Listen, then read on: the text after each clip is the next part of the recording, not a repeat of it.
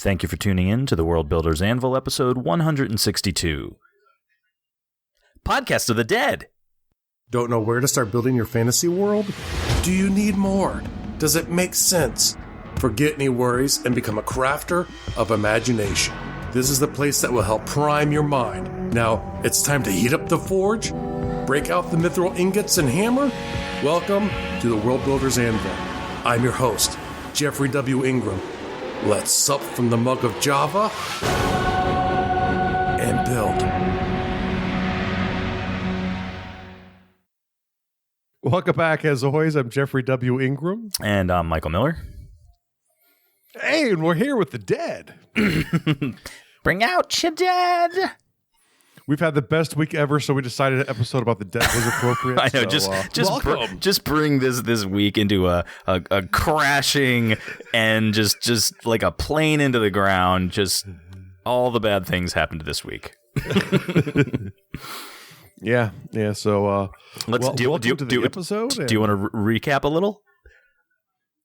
What we're going to talk about? Or? No, let's get some of our bad week out. Let's share with the audience.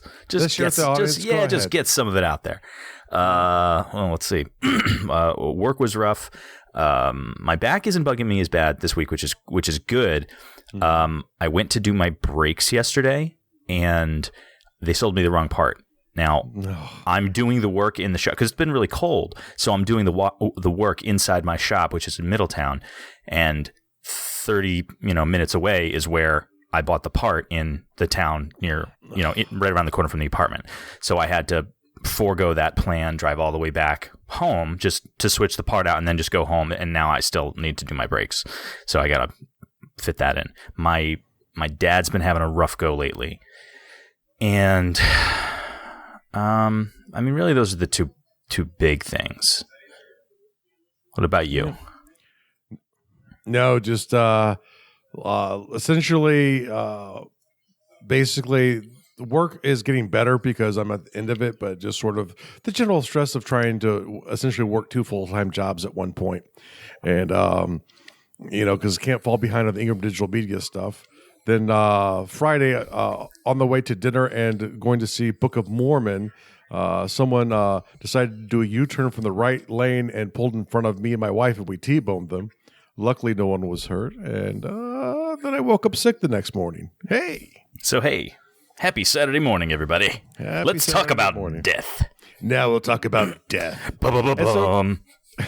Really, the idea of this episode is look at some of the different components that kind of wrap in, because there's a sort of cultural component to death.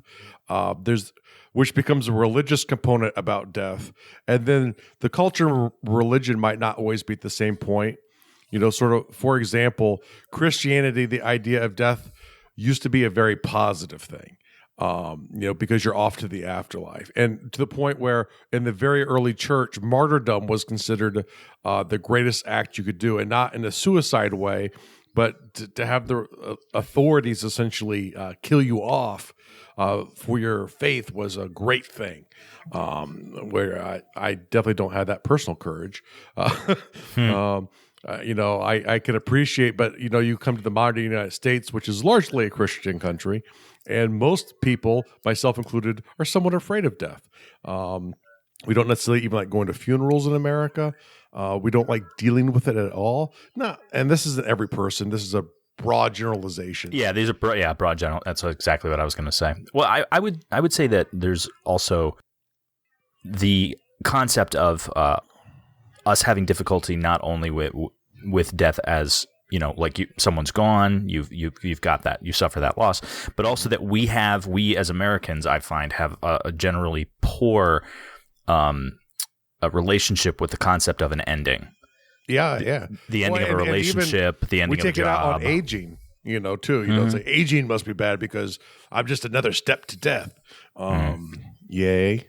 But, those are just some of the cultural things now, which don't really match up with the religion. But, essentially the way it sort of evolves is the cultural beliefs, are created sometimes from reality, sometimes from make-believe. And then they lead to a religious ritual or maybe even an institutional ritual. And then, but the culture keeps evolving. cultures aren't stagnant. They don't stay the same. The U.S. today is not the same as it was 100 years ago or 200 years ago. And, the Western culture is radically different than 1,000 years ago. So cultures keep changing. Religions, once they get instituted, are much harder to change because they become a belief structure about, how you interact with higher powers.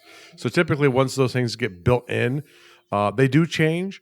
Even the Catholic Church today is a lot different than it was 1,000 years ago. But the changes are much slower in religion because, let's be honest, it's like if you really believe that this is the things that you must do to interact correctly with your God and you believe in your God, it's tough to give up on those things.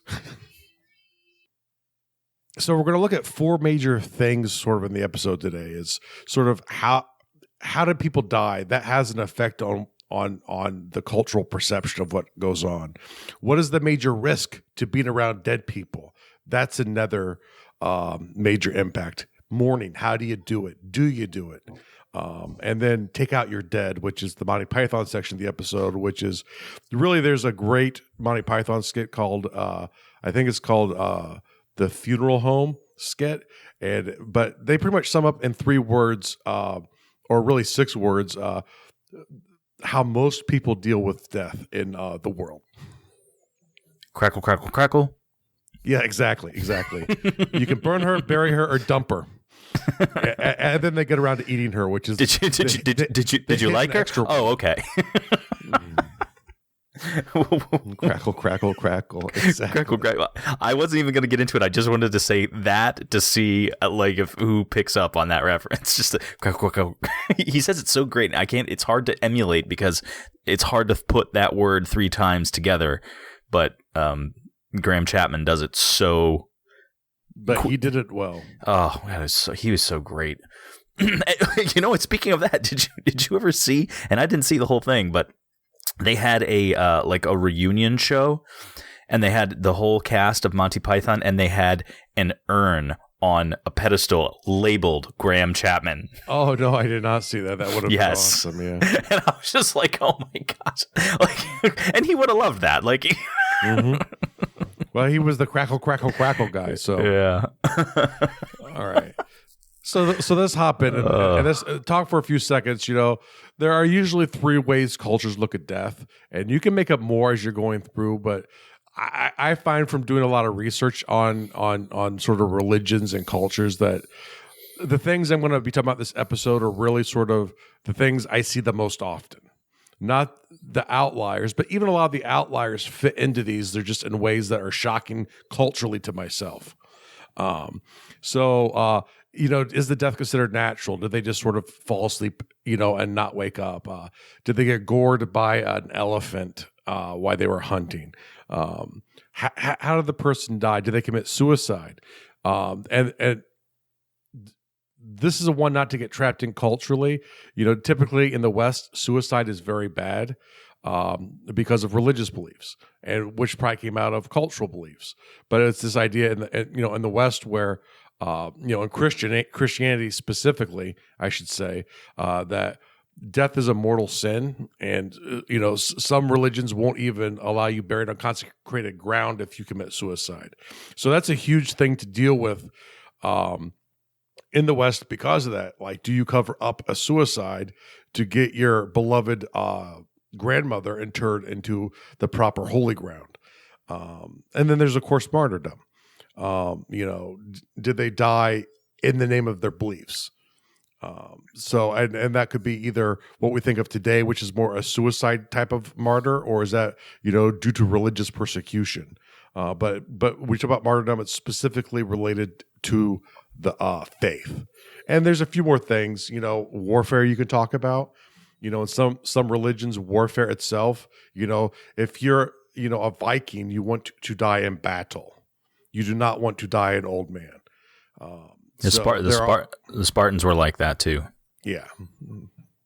Well, I mean, I think they were okay with living to an old age, but their big thing was, you want to die on your feet. You want to die on your feet, die on your feet or come home on your shield. Yeah. That was a quote from from anonymous Spartan mother to anonymous Spartan soldier. Yeah, what was it? I think it was like "Come home with your shield" or "On it." Yeah, that might be the something like that. But yeah, that was a basic thing. Now, I was actually doing research. One of the things I was researching we'll get to because we're not quite on that right now. But what you're saying reminds me of a couple of things. What were you saying just before we got into the Spartan bit? We're just kind of about like ways you die, and so so because when you're looking at building like religious rites for your culture, the way people die might influence that. Okay, I don't want to segue into something different then. Keep going with that. Okay, you're probably going straight to sky funerals, cheater. Sky funerals? Yeah. What to that? Are you talking about? I believe it's a monk. Yes, yes. A okay, that's what I was going to say. Isn't it the Tibetan thing? Yeah, I'm aware of this one actually. Yep.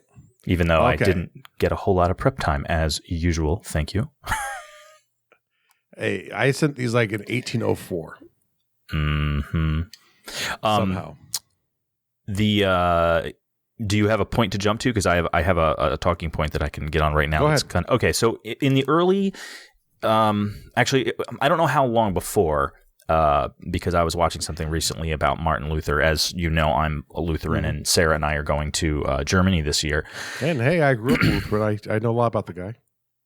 So in the late 1400s, early 1500s, it was common for in the Catholic faith, the church had a system of basically like earning your way out of purgatory, or like basically you could do things for the church, and it mostly involved donating money, indulgences. Yep. Yes, and you could basically buy away your sins, but also buy them away for descendants of yours that had already passed. So they could basically like pay it backwards to help their passed on relatives get out of purgatory and make it into heaven sooner, because the concept was that, well, they're going to go to purgatory for a while, then they'll go to heaven, but you can do things to make that time period shorter. That's a pretty good way to get some money out of the moral people too. Like maybe grandfather wasn't so good, so we'll buy him off stuff. Yeah, right. But yeah, I heard that and I was like, oh wow! Like, it was on this whole thing talking about corruption in the church, and that was a big talking point. Was how that came to be, and that was one of the things that Martin Luther had serious issue that slowly got him on the road of writing the proclamations. So, if I remember correctly, that's sort of the thing that pushed him over the top, right? To nail his thesis. It was definitely a big one. I don't think it was the one thing. There was a lot of things. But I could turn this into a whole conversation about Martin Luther, and I don't want to get off the subject to death. Yeah. We'll do that in a different episode. But I was thinking, I do think that we need to go on tangents more often than we have lately. I feel like we've stayed really tight on topic for a little while, and I think it's a lot more fun when we get off in silly conversations. So I'm going to start encouraging that more. For a while. Yeah. Wow, that's a weird. I don't know. We have. We've been doing pretty good. I think we need to sloppy it up a little bit. Screw it up a bit. Yeah. We don't want people to get the wrong impression of what to look for when they come here at a highly professional show. I mean, we've had older shows where the topic was like A, and most of the conversation was about Q, which I'm fine with if it's entertaining. Well, it's sometimes on purpose, or sometimes completely accidentally, or sometimes because we're not on the same page, aka story outline episode. Hey, I take full responsibility for that. I take responsibility for that one. I own that. That was a great episode, though. It was a good episode, though. Yeah. It was funny. So, So you have how they die, and I'm just going to point out that this is something you want to consider when you're creating your culture or creating your religion within the context of your story, especially if your story is going to be big about that. Like if maybe a church or a religious body is going to be a large portion of your story or tell you book or a gaming mission or what have you, then how religions look at death tends to be one of their main tenets, tends to be one of the biggest things about them. So you definitely want to think about that. Think about their perspective and create that perspective for them. Because essentially what you want to do when you're creating rituals for your thing are go through these 4 points for your culture. Really, these are the four main things that are fairly common in everything. And come up with your main avenue of what the ritual looks like. And then if there's a big pro or con versus suicide, pro or con for martyrdom, pro or con for a warrior's death, those things all, will either create deviant rituals, or maybe you don't deserve the ritual if you don't have the warrior's death or a martyr's death. Maybe you have to commit suicide. I mean, that would be a strange religion, but seppuku. Seppuku.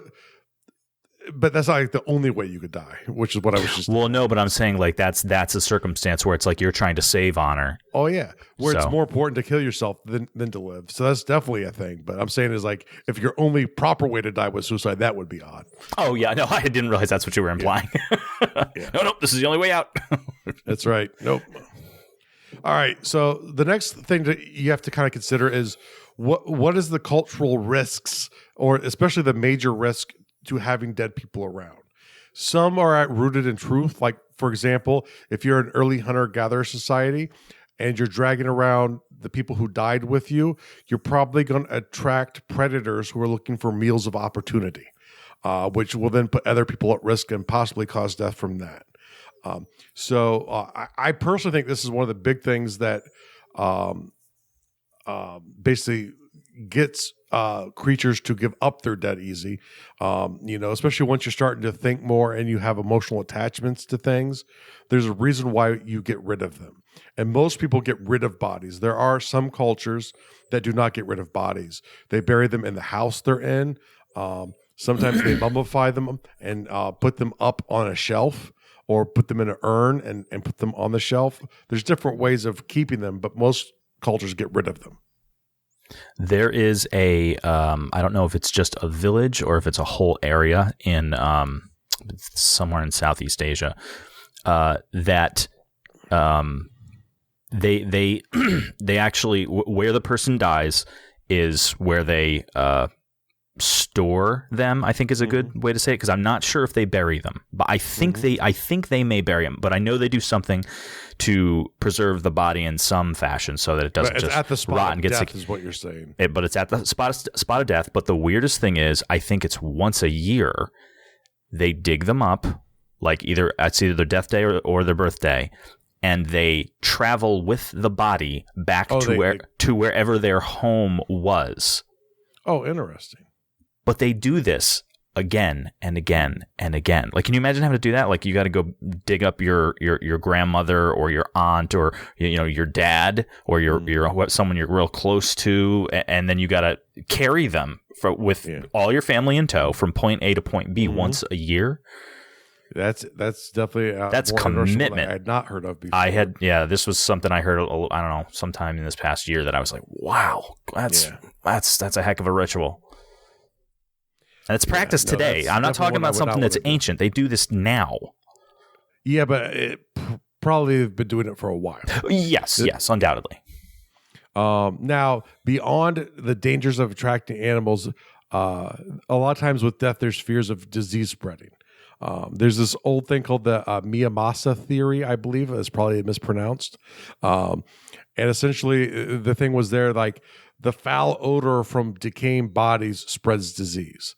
And now, in theory, disease can be spread when someone dies. So there's actually a kernel of truth in this. But the thing is, it's not the odor. It would be if there's an infectious disease that can live beyond and infect beyond the death. And some parts of the body do become toxic if ingested, I believe.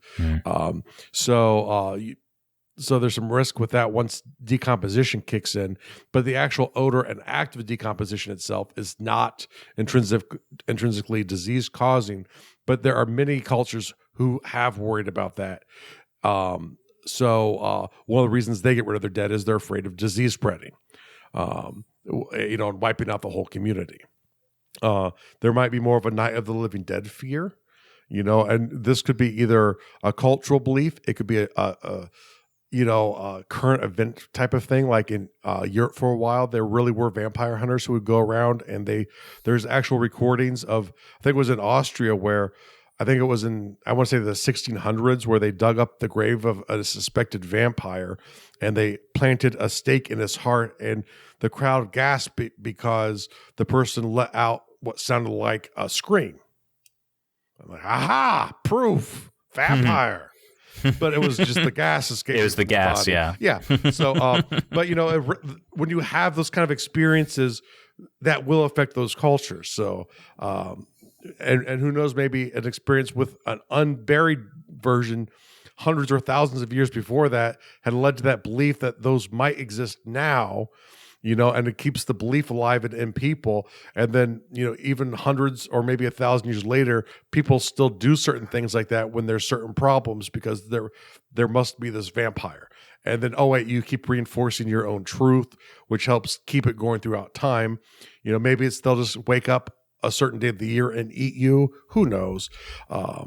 Maybe it's if you treated them poorly, they come back and get you. There's lots of reasons dead ancestors come back, but that's one of the reasons, and probably one of the more important reasons, especially early cultures dispose of bodies, is so they don't come back.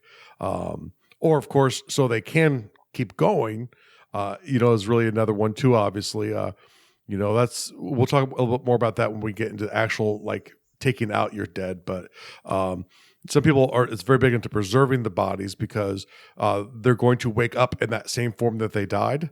And so if they start to decompose, that's bad. Or sometimes accidentally, because you take them and put them up into arid caves and mountains, and their bodies turn into mummies because they're being preserved naturally.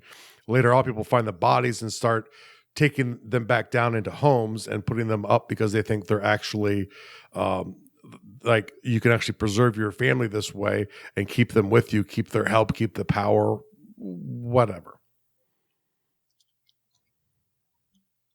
And now another big thing that of why cultures deal with death the way they do is punishment or not punishment from gods.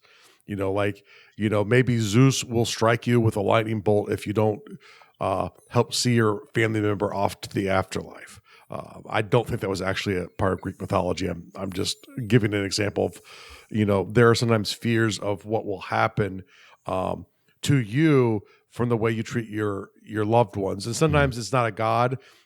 Ancestor worship is a very, very common thing throughout the world as well. And even in cultures where, today they don't do it, there's still a connection with it. It's like sometimes it's like I'll talk to my grandfather or my grandmother, even though I know they're dead and can't hear me. And that might be just something built in, hardwired, who knows. It brings me comfort, and I feel like I can get advice from these people who I respect. And your belief that they can't hear you is your belief. A lot of people believe that they can't. A lot of people, they believe they can, exactly. And ancestor worship is sometimes, you worship ancestors and maybe not deities, at least directly. So, these kind of things get worked out into the details, which make religions interesting, on, how do you connect? And maybe we'll do an episode on that at some point, but, how do you connect to your God? But and a lot of times it's not a direct connection, or a direct connection might even be feared. So, that's the concept, interesting topic. Yeah. The concept of how people approach, their emotions and their intellectual, concepts, the feelings and thoughts on, having their loved ones, thinking about people who are passed. Man, I'm just tongue-tied this morning. Sorry, guys. I know I don't sound good. I'm a little out of it this morning. But it gets me thinking about mourning, about loss, about, how people approach it from a religious standpoint and an emotional standpoint, because I definitely have some different ideas about it. But I don't think any of my ideas are, incredibly original. I'm sure a lot of religions have looked at it the same way. You can't have one without the other. So, dying is just a part of living. I was reading something in prep for this episode that was really cool about how pagans, I don't know if the site was a pagan talking about their particular perspective or if they were talking about a pagan's perspective in general. I didn't get the sense that they were being specific enough that they were talking just about how everybody looks at it, if they're pagan, or if it was just the opinions of this one person. But it was probably there because there's no real thing as a pagan orthodoxy. It's like pretty much by definition, it's any religion that does not believe in the one true God. But especially when we talk about pagans, it's usually the European or Middle Eastern area, non-monotheistic types of religions. Well, there's a great variety in that. Some of the cool things that I was reading about it was they're like the concept that you are constantly dying and living all at the same time. From the moment you are born, your cells are dying and being replaced. That is happening all the time. So you're constantly in a state of dying, but you're also being reborn because all of these cells are being replaced. So this whole idea that life and death is just a circle, it's just a cyclical pattern that you're in. So their approach to death is more celebratory and more about change than it is about ending, whereas a lot of people look at death as an end as opposed to just another piece of the journey. Yeah, or this is something to remember how these things evolve throughout the existence of your world. So as you get into higher tech levels and you learn more things about mechanics, it can lead to new beliefs. For example, building off of what Michael just said, not only do your cells start dying right away, your atoms are constantly in flux. You have, I think it's every 2 weeks, not one atom in your body is the same as 2 weeks before, because the atoms themselves do this movement, or at least it's believed. I don't know how proven that is or not, but that could have an impact to where, it's like, so what makes me? What holds my cells in the order they're in? What keeps my DNA in place if all of the atoms which make those things up are different? What is me? And those kind of get into the ideas of soul, so, the biggest thing to always keep in mind is try to get into the mind of the cultures you're doing, try and put yours away, look at the things that experiences they have to build off of, but realize that as they change through time is because of new experiences. And those can have profound effects. You also, say you go to Buddhism, everything's temporary. We'll talk more about this when we get to taking out your dead. But, when you're dead, it's just a husk left behind. It's a husk left behind. It's of no relevance. So that's not the important part, because everything's temporary. So, the thing is, when you build up your cultural beliefs, you use these things, you kind of go through the filter of the 4 things that we're talking about this episode, the 4 main topics, and that's what will get you to your death rituals. And it's a very similar process for weddings if they're important, for becoming a man or becoming a woman in a culture. All of these things, are just these collective beliefs that get mushed together and sort of reinforced by people who don't necessarily completely agree with them, but agree with enough of them that they all kind of move forward and slowly change and evolve over time. Part of me wants to get a little into the what you were saying in there, the science of it, because that article I was reading was also talking about subatomic particles, and basically at the subatomic level, there's no difference between energy and matter. At the subatomic level, they both consist of particles and waves. They both have the qualities of both. So the concept of a person, just like what you were saying, like what makes me, what keeps me together, on the subatomic level, there's no difference between you and the chair and everything around you, which there are a lot of people that have the idea that there is maybe not a soul, but you're just energy, so that when you die, your energy is now returning to the universe. So the husk, of course, as it rots, it's just returning to the universe. Yeah, most definitely. There was also something I read about DNA a while back talking about aging, and I guess DNA as you grow older, your DNA kind of Corrupts? Corrupts is probably a good... Is that the word you use for it? That's the word I use for it, but maybe not the actual word you use for it. But well, the basic... It's like data. The packets suffer over time. So the basic gist is that the different parts of your body are constantly, as we had said before, constantly being replaced. But your DNA, it's like it loses its programming, and over time, it can't replace them perfectly, which is why you age. So you start aging. It's like, well, how come my DNA is not just replacing my cells exactly as they are? Well, if we can, and I think science will get there, but not in our lifetime, but to the point where they can, either modify or control DNA to the point where the DNA will stay programmed and not corrupt, and subsequently you will end aging. And I think that concept will be very interesting to see how they approach death at that point. Yeah. And I do know too, it's like, I think the belief is cancer is where something really gets screwed up in the DNA and it starts producing the cancer cells, is a theory of what causes cancer. So, but once again, it's like, take these nuggets and go, if a culture is at a point where they're at, or maybe a little belong this, understand how when the religions and the cultures change because of learning these informations. And it does not matter if they're even right about it. It's the belief in it. So if you believe that what Michael just said is true, which I do, and I think there's some evidence for, but maybe we're full of it. But the thing is, if enough people in the culture believe it, it affects the culture.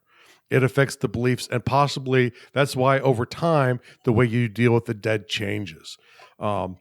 Even to the point where over time religious ceremonies might change, which like I said, it's slower, but the religion reflects the cultures that are involved in it, and that's just the way it rolls. Okay, so now it's time to bring out your dead. Not yet. Not yet. Okay. Mourning, we'll probably not spend a lot of time here, but there's a few things to think about and how you mourn. First off, is it your loss or their loss? So, your loss being, I no longer have the direct access to this person I once had. Those will lead to certain types of ways of dealing with people and the way they're dead.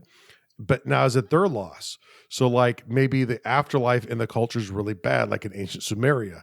You did not want to be involved in an afterlife. If you were lucky and you were a good person, you just died. And then no existence beyond that? And nothing. Yay, that's best case scenario, which isn't a very appealing thing. It's not surprising that religion got converted over to other religions. Because this isn't working for me. Yeah. No, the one over there where I can go to a really happy place sounds better. I think I'm going to start worshiping that God now. Yeah, that sounds great.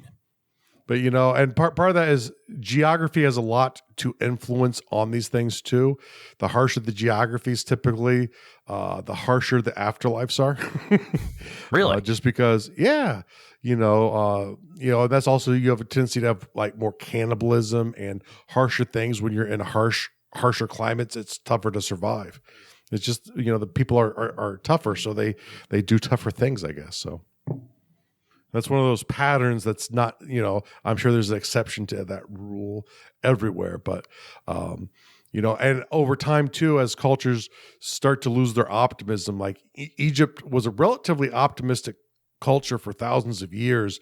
But then when they started getting conquered all of the time, their visions of the afterlife start to change. It's not as positive as it used to be. So that's just the way things roll. A tough life leads to tough thoughts, I guess. But now, so is it your loss? Is it their loss? Like I said, or is there no loss? I was just about to say, is there no loss? Is it a that's what I celebration don't here, but it should be, because that's definitely one that's common. Buddhism is the great example of nothing's permanent. Your death is just your death. That's just another moment of time. Your artwork is like very intricate designs in sand, and they will just blow away and erode over time, and that's that. Or maybe you mess them up before you leave, because it's to prove this point that nothing's permanent. You can carve that thing in stone, and that's great, and you might think it's going to last forever, but it won't. Now, the part we've all been waiting for. Take out your dead. Bring out your dead. Yes. So we have 4. Well, we'll start with the 3 basic ways that most people are dealt with. You can burn her, bury her, or dump her. Okay, so burn her. But I gotta ask, why do you keep saying her? Like, do you have something in mind that we should know about? No, that's just a direct quote. That's the offer when you walk into the funeral homestead. Right, because he's there. Burn her, bury her, or dump her. Is he talking about his mother or his wife? Mother, yeah. His mother. Okay, yeah. Oh, she's right here in the sack. What?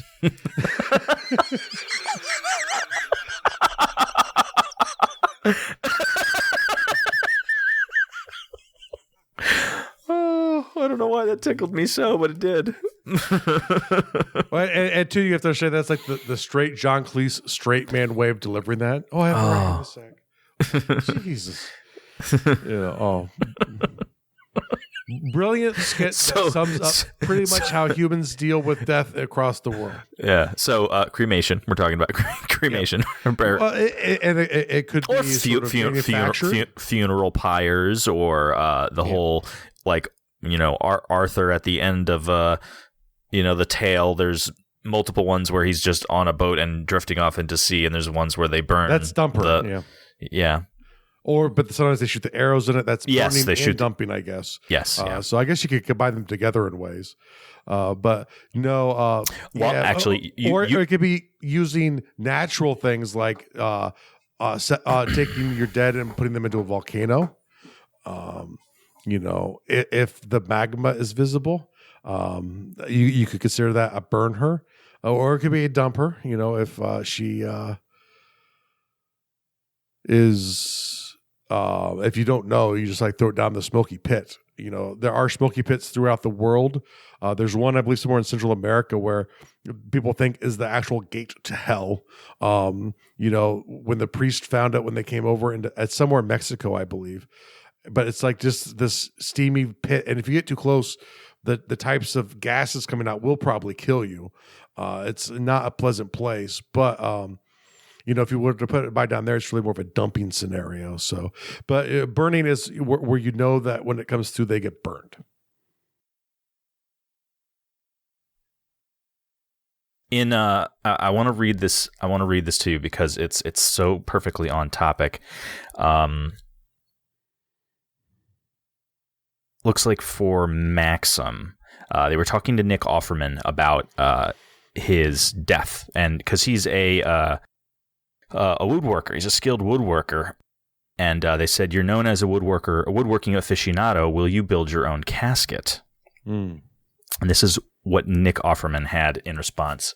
"In a matter of speaking, for I shall construct my own elvish warcraft, in which I'll undergo a magnificent Viking funeral. My loved ones and friends will frolic around the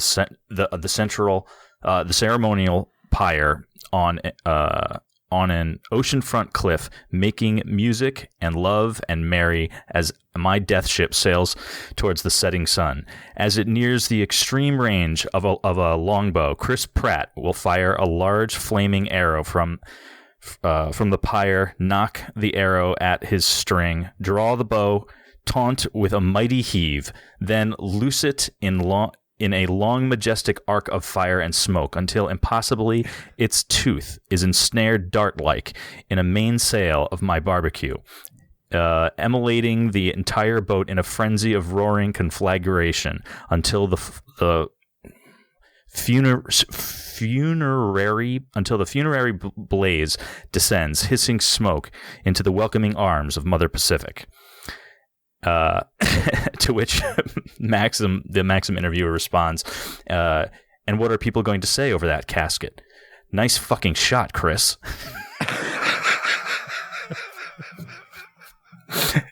Got any last words? Love one another, make something with your hands, and exalt the farmer. So Nick, so for the sake of on topic and entertaining, I just ran us into explicit by sharing Nick Offerman. Hey. Well, yes, I guess people consider the F-bomb explicit. I tell you what, that sounds like a good funeral party. Yes. Well, and that's one of those things too. Is and that kind of goes back to mourning. Mourning, it's sometimes culturally insensitive to appear what we consider mourning, for too long or sometimes at all. It's like maybe you're supposed to have a party, when the person dies. Maybe you're supposed to, like New Orleans style weddings, you do the funeral at the church. You have the long, sorrowful jazz music playing as the band marches you out to the graveyard. Once they bury you, it all cranks up and a party follows, because you know what? Now it's time to celebrate their life. And, we should all be celebrating living at this point. Yeah. So, once again, when you get to stuff like mourning, don't bring your own game to town. Don't bring your own culture's game to town. Try and understand the beliefs of your culture and what makes sense.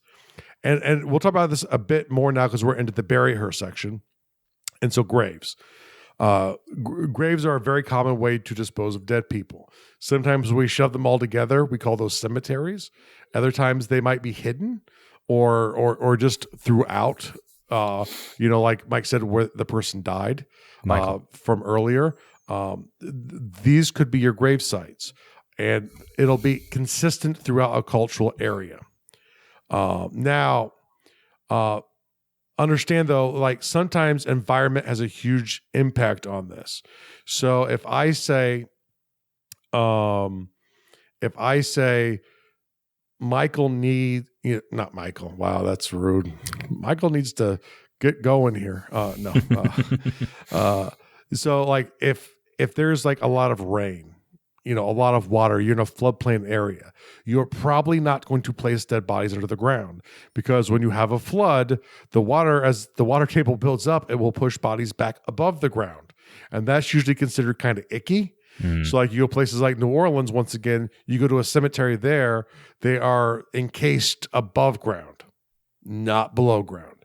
You go to places like Barcelona, huge cities of the dead into the sides of the hills all around the town. It's gorgeous, but in a way it's kind of, from a America standpoint, kind of creepy that all the dead people are looking down on you. You might have catacombs. That would be another way, but but grave is a very common one. And the idea that it might be known or hidden, like when they buried Genghis Khan, they did everything in their power to keep it secret. And to this day, no one knows where his, I'm sure, gigantic tomb is. And they're going to find it someday.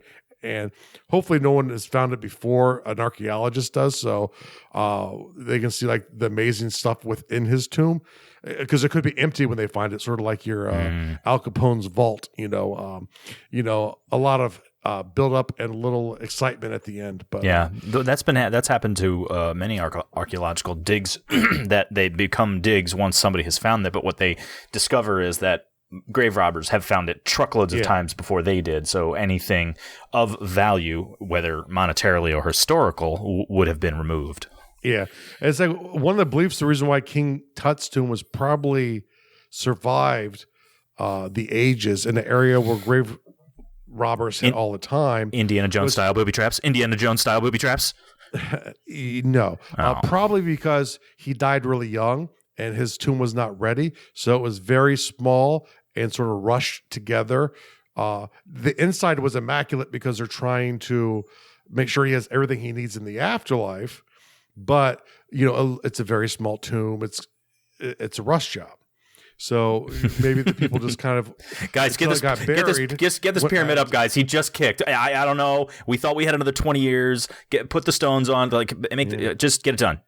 Well, usually as a pharaoh, yours starts as soon as you're a pharaoh. Right. But my point is, like, they would have thought that they had more time to put it together. Yeah, 19, too young for a young pharaoh to go. Now another thing are tombs. Whether they be in catacombs once again, but it's usually something built, and not a casket. A casket is sort of a mini disposable tomb, but it's the sarcophagus that goes inside of the cave of embers and doom, which your characters all get killed when they go into, something like that. Mausoleums, the Taj Mahal, the ultimate tomb, the ultimate mausoleum in the world is the Taj Mahal. Amazing. There's a love story. For some fun reading, look up the catacombs underneath Paris. There's like 2 or 3 million bodies under the city in catacombs. Yeah. And the pictures. Yeah, and the older the cities are, the more things they have like this. Like Paris has one of the oldest and most grand graveyards as well too on top, but that was probably post catacombs. That was a shift in the culture to go away from the catacombs, probably because they're full, and they started burying them on top. But Jim Morrison has his head bust stolen every year, and lots of famous Chopin, I believe, is in there. So it's like it shows how these things change over time too. The side of the hill we kind of talked about a little bit earlier. A new popular one is a freezer. A freezer? I don't know why. Yeah, they freeze them now.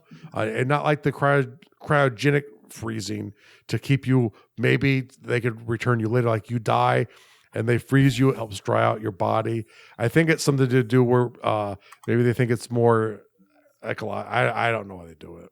I just saw it in Wikipedia. I've always thought that seemed really stupid, the whole cryo freezing after death bit, because it's like, well, you're still dead. So even if they come up with a cure for whatever killed the person, they still have to come up with a cure for death because you're dead. Yeah, but see, there's 2 types. There's the freezer burials, and I believe it's something to do ecologically, which I didn't do enough research. Mm-hmm. My extensive research wasn't interested enough to care. Your extensive research.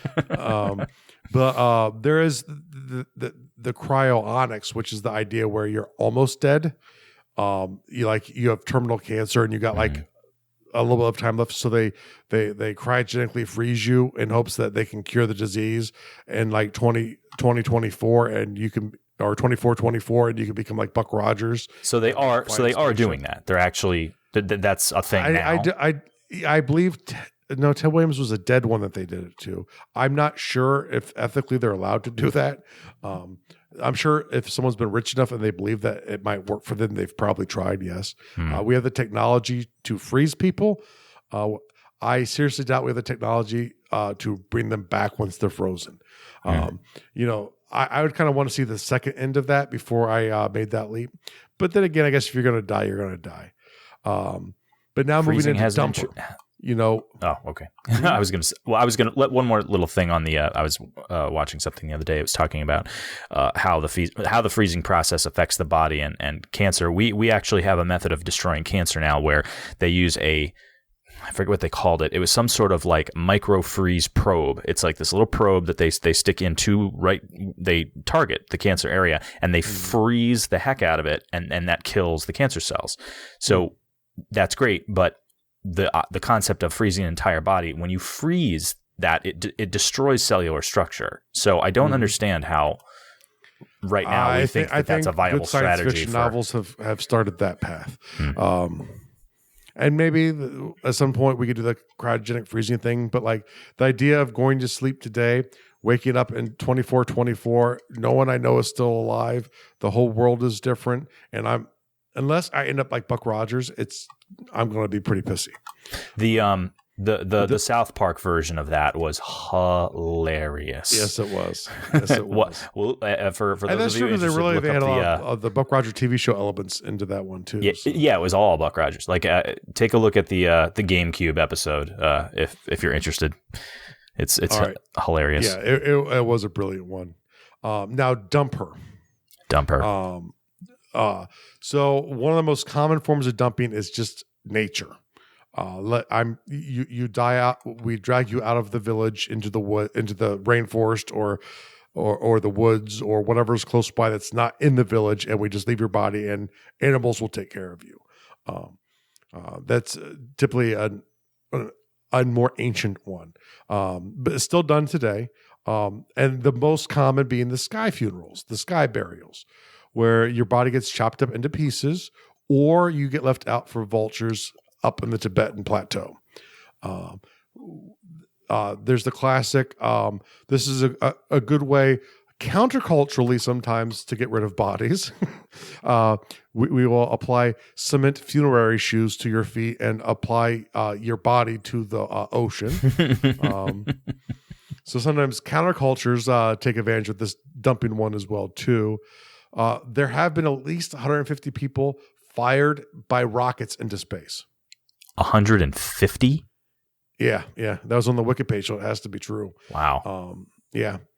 I did not know that one. I guess there was more money involved in those funerals, but yeah. So, I mean, those people just probably, it's like they see it as probably a space age Viking funeral, maybe. I don't know. You have to, Chris would need a really good longbow arm to take out those ships, though. Yes, he would. But he's a very strong guy. That would be a more impressive shot. He's a very strong guy, though. Although I think the fire would go out once it breached the atmosphere. Oh, yeah. Stupid lack of oxygen. Science. Yeah. Science ruins everything. All sometimes. vacuum spacey and everything. And then there's the bonus one, as we've learned from the Monty Python skit, which is the eater. Ugh. And this is not uncommon.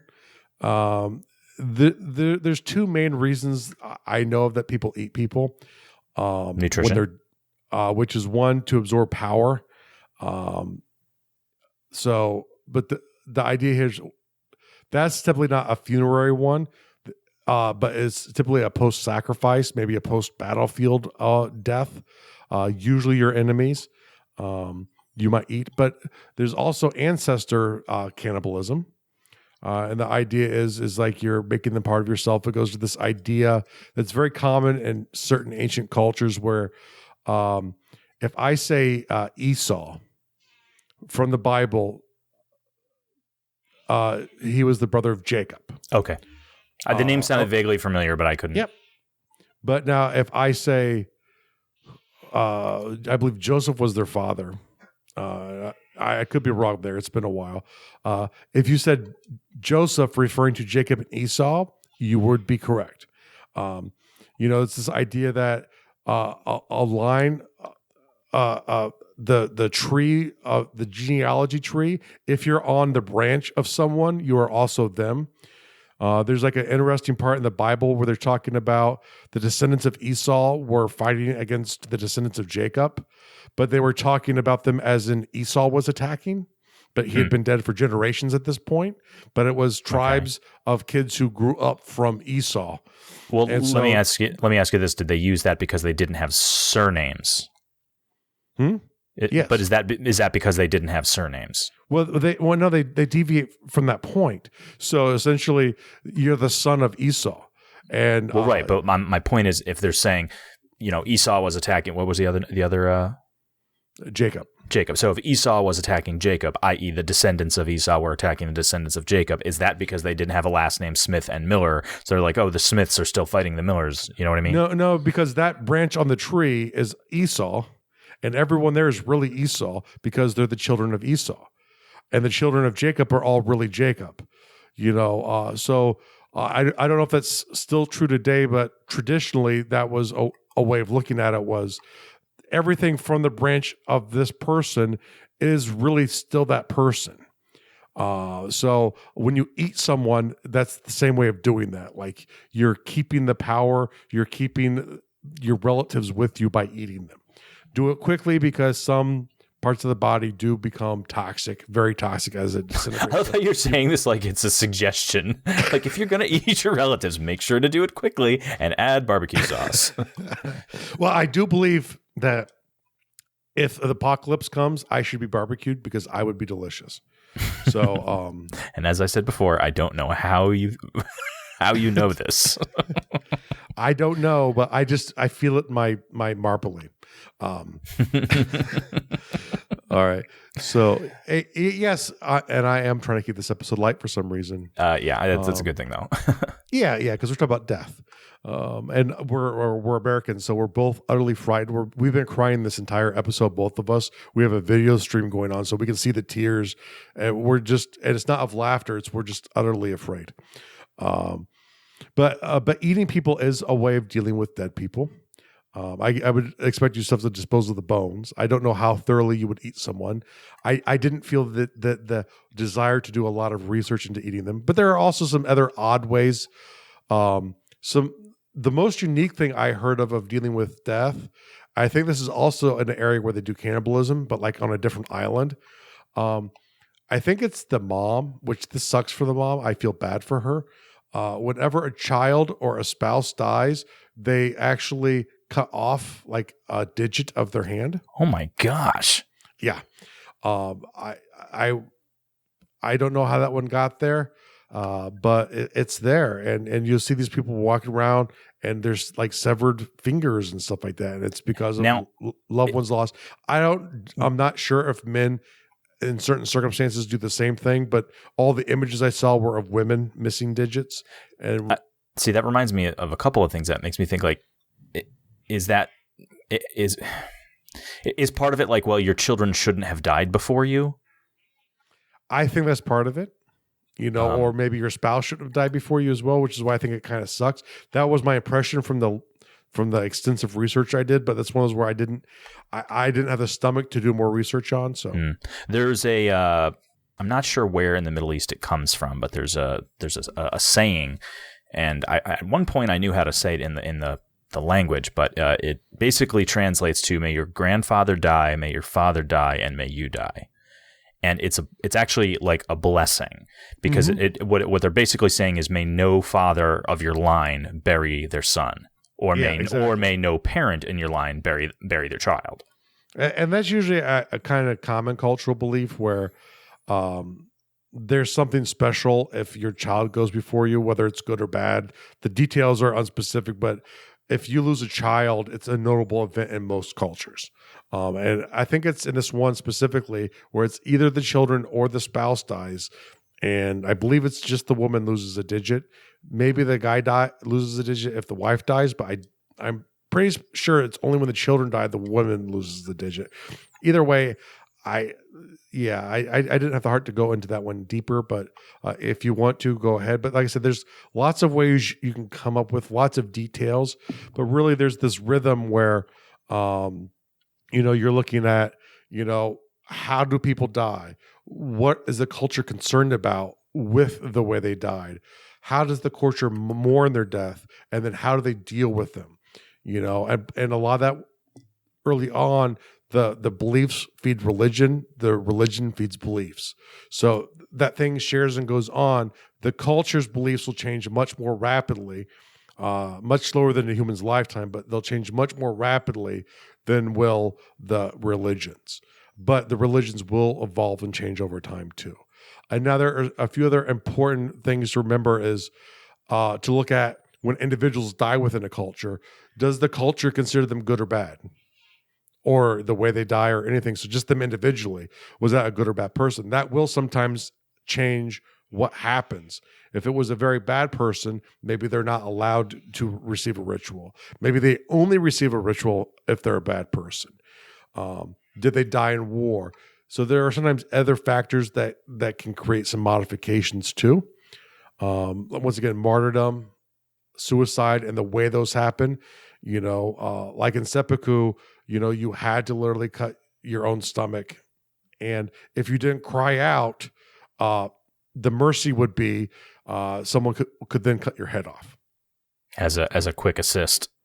Yes, but technically, the killing of yourself was done by you, right? And if you were brave and didn't cry out, then they could. And I don't know if that was like the judgment of the Lord who you were committing seppuku for, or if it was probably the judgment of the guy who was chopping your head off. I don't really know the details specifically of how they determined whether or not to chop your head off once you let out your own belly. Wasn't there also something about the way in which you fell after, like it was like, I want to say it was bad to fall forward, like after you stabbed your stomach. I seem to remember that being part of the ritual too. I don't remember for sure though. Yeah, no, that could be very well true. I do not know. Martyrdom, is it self-done? Like, the Buddhist monk in the Vietnam War who poured the gasoline on himself and lit himself on fire? Or is it, the Romans gathering up the Christians and feeding them to the lions, which did actually kind of happen, but it was more of a Circus Maximus thing, not so much a Colosseum thing, but it's all about where you can get more butts into seats, which was the Circus Maximus. We gotta feed all these people to lions. It'll sell tickets. Well, it's more like the Romans when they did stuff like that, they wanted everyone to understand what they were doing. So they wanted the butts in the seats to witness what was going on, to understand that this is not acceptable behavior. Controlling the masses. Sort of like when, Spartacus, when his revolt was overthrown, and Marius crucified the entire rebel army, like from 30 miles outside of town every 6 paces, all the way up to the gates of Rome.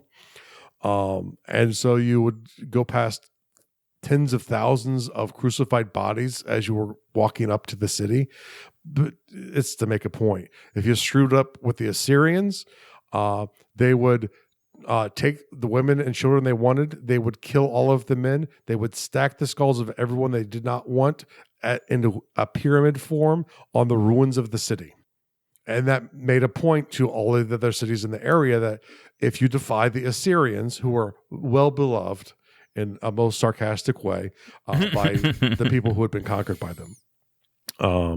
Those are just a few of the things to think about with creating your own book of the dead for your culture. So the world building task of the day: look at the rituals involving death in your main culture. At least sit there and go through those criteria we just talked about and say, okay, what are the beliefs? What beliefs feed the religion? What religious beliefs then feed back to the culture? And how does that change into whatever time frame that you're in for the culture? Don't get overly specific, but do think about it generally. And for the world builder task, all this real world task is that what I said? What did I say? Did I say world? I'm sorry, and not for the real world task of the day. So all this talk of death has got to have you thinking about life and enjoying it, and making the most of it, and also reflecting on. So I say, watch the documentary ABCD, a band called Death. ABCD. That's how I'm saying. Remember the title. What? The title is a band called Death, and it's about this kind of like speed metal, sort of punk rock band from like I want to say they were like the late 60s, early 70s, but they were way ahead of of that type of music, and they were also an all black trio. I think they were all brothers. Or it might have at least been 2 brothers and a friend. And they were way ahead of their time for their music style, and out of Detroit when Motown was the big thing that was being played. And so it's like during Motown. I think it was a little after. I've heard of this, but I've never seen it. Because certainly Motown is still huge in Detroit even now. Well, I know you're saying like sort of during the height of. Well, the height of Motown would have been the 50s. So this band definitely came a little after that. But the point is, they were way ahead of their time, and they were before the mid to late 70s when the punk started coming around. I think they were ahead of that though, and that was the weird thing because they couldn't get a good deal or contract or whatever. 1, because the band's name was Death, and they refused to change the name. And 2, because nobody was playing music like that then. So check out that documentary. Yep. Excellent. And we will see you next time. Oh, wait. Actually, we won't see you next time. Well, I was going to say on the story circle, just continue. Oh, do we have shout-outs for anyone this week? Not that I know of. I don't think so either. So on the story circle, just great job. It's still moving around. I'm reading a lot of great things. It's really awesome. You guys are like just doing gangbusters with it. And the new project is kicking off this week. I just posted pairings yesterday. So although I don't think I got specific with Chris and Tina, you guys will be working together despite what we had previously talked about, just to make it easy on the pairings. So, and I guess I'll throw an update of that as things progress, but that's going to be a shorter writing project. So anyone that's not in the Undercroft group on Facebook, join the group. Like, we got a lot of fun stuff going on in there. So if you're listening to the show and you want to be part of the community, jump onto Facebook. Come hang out with us. Excellent. Come join us and we'll have a good time. Crackle, crackle, crackle. Crackle, crackle. Thank you so much for listening to the World Builders Anvil. We would love it if you would share the World Builders Anvil with 2 of your friends, and so would they. If they are unfamiliar with podcasts, then you get to introduce them to the wonderful world of podcasting by showing them Stitcher or iTunes, or, best of all, just send them to our website, www.gardul.com. That's GARDUL.com. Now strike while the mithril's hot.